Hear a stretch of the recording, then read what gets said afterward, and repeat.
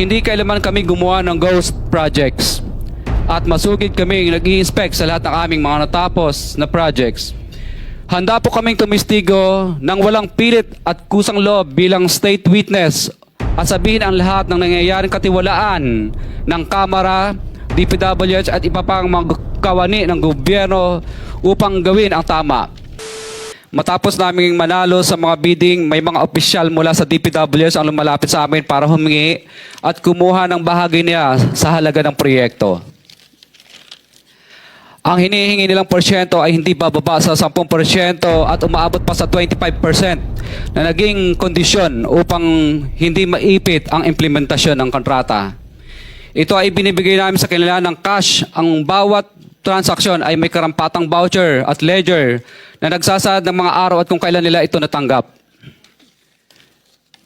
Ilan sa kanila ay sina Terence Calatrava, former Undersecretary of Office of the Presidential Assistant of the Visayas of the Philippines, Kong Roman Romulo of Pasig City, Kong Jojo Ang of Uswag Ilonggo Party List, Congressman Patrick Michael Vargas of Quezon City, Kong Juan Carlos Arjo Aitaide of Quezon City, Nicanor Nicky Briones of Aga Party List, Congressman Marcelino Marcy Teodoro of Marikina, Congressman Florida Robes of San Jose del Monte, Bulacan, Congressman Leandro Jesus Madroño of Romblon, Congressman Benjamin Benji Agarao Jr., Congressman Florencio Gabriel Bem Noel of Anwaray Party List, Kong Leo de Ode Tariela of Occidental Mindoro, Congressman Reynan Arrogancia of Quezon Province, Kong Marvin Rillo of Quezon City, Kong Teodoro Haresco of Aklan, Kong Antonieta Yudela of Zamboanga, Sibugay, Kong Dean Asisio of Caloocan, Kong Marivic Pilar of Quezon City. 21. Mayroon ding mga kinatawa ng ilang politiko na nakikipagtakbo sa amin upang manghingi ng porsyento kapalit ng mga porsyento ng mga proyekto. Ang mga porsyentong ito ay 25% ay ipinipilit sa amin bilang karaniwang kalakaran na wala akong kakainang tanggihan.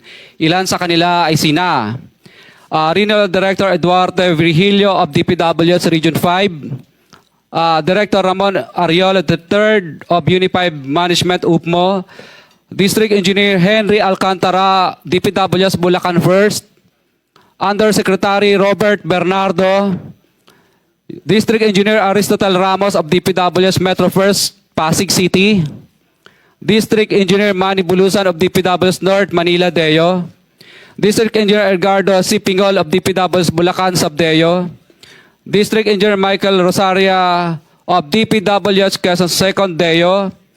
Karamihan sa mga kawani ng DPWH na nabanggit sa itaas ay paulit-ulit na binabanggit ang delivery ng pera ay para sa kaisaldi ko na dapat at least 25%.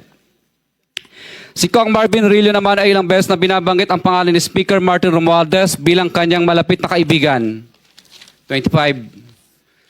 Sa tuwing umiinom kami sa Wine Story, sa BGC at sa Shangri-La Mall, sinasabi pa ni Kong Rillo na lahat ng kanyang request para sa pondo ay galing pa mismo sa unprogrammed funds at insertion na inaaprubahan ni Speaker.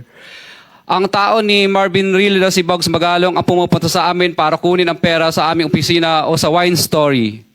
Si Kong Jojo Ang naman, lagi ring binabanggit sa lahat ng project sa kanya ay papondo ni Speaker at ni Saldico. Mataas ang hinihingi sa project, dagdag pa niya, hindi naman lahat ng pera ay para sa kanya, kundi para kay Speaker at kay Saldico. Sa lungsod ng Pasig naman, lumapit sa akin ang DPWH Project Engineer na si Angelita Garucha para kolektahin ang parte ni Kong Roman Romulo sa flood control projects noong 2022. Number 28. Pagdating ng 2025, si District Engineer Aristotle Ramos ang sumunod na nagpakilala na bagman ni Kong Roman Romulo kung saan 30% ang kanyang hiningi ay para kay Kong Roman Romulo.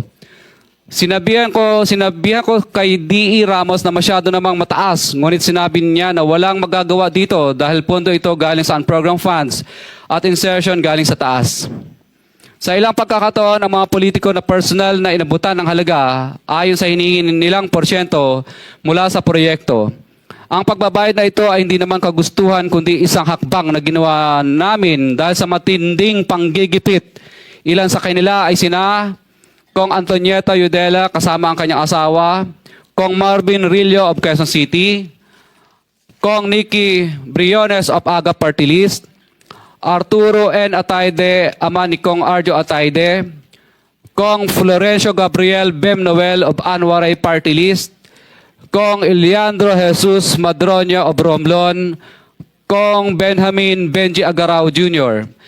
Bagamat naging matinding pagsubok ang kabawasan ng pondo na nakalaan sa proyekto, pilit at matapat naming sinusunod ang bawat espesifikasyon na nakasaad sa Program of Works na nakasaad sa proyekto ng DPWH. Nakakasiguro kami na nagawa namin ng maayos at matapat ang bahagi o phase ng proyekto na na-award sa amin. Sa katunayan, hindi kami mababayaran ng DPWH kung hindi ito dumaan at pumasa sa maraming material testing na naaayon sa design ng DPWH. Ina-assess at ini-inspect ng DPWH ang bawat proyekto base sa natapos na parte o accomplishment. Napilitan kami na i-absorb ang kabawasan na ito na nagdudulot ng maliit na kita o pagkalugi sa ilang projects. Para makabawi, dinadamihan na lang namin ang partisipasyon sa mga projects. Taliwas sa mga lumalabas na may mga impormasyon sa publiko, hindi kailanman kami gumawa ng ghost projects. At masugid kami nag-i-inspect sa lahat ng aming mga natapos na projects.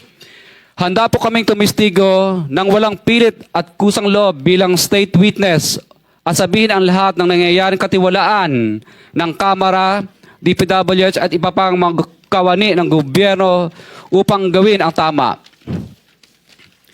Kami ay lubos na humihingi ng tulong sa Senate Blue Ribbon Committee na pinamumunuan ng buting Chairman Senator Dante Marcoleta at kay President Bongbong Marcos para sa proteksyon at seguridad ng aming pamilya. Ang salaysay na ito ay kusang loob namin ginawa at walang sino mang pumilit na gawin ito. Sa katotohanan ng lahat ay nilagdaan namin ang salaysay na ito ng kusang loob at walang pumipilit.